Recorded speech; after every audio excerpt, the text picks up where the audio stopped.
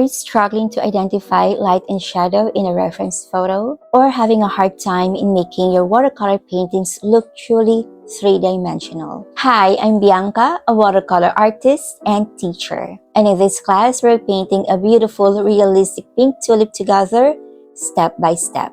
This project is perfect if you want to take your watercolor skills to the next level by focusing on two powerful techniques: painting light and shadow to create depth and realism, and adding metallic paint for an elegant, luminous finish. We'll break the process down into manageable stages, from underpainting and layering delicate washes, to refining shadows, blending soft transitions, and finally, adding those eye-catching metallic highlights that make your tulip bloom with a unique glow.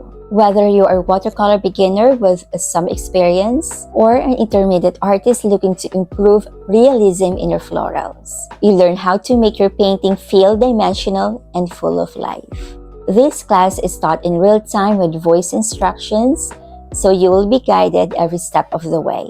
We'll dive straight into the watercolor techniques. You can find the reference photo, outline drawing, and supplies list in the projects and resources section. If you'd like to learn how to transfer your outline drawing neatly onto your watercolor paper, you can watch my first class here on Skillshare. Paint realistic apples in watercolor confidently. This is my fourth class on Skillshare. All of my classes focus on painting nature in watercolor. So if you enjoy this one, be sure to check the others to support your watercolor journey. So grab your brushes and a touch of shimmer, and let's bring this tulip to life.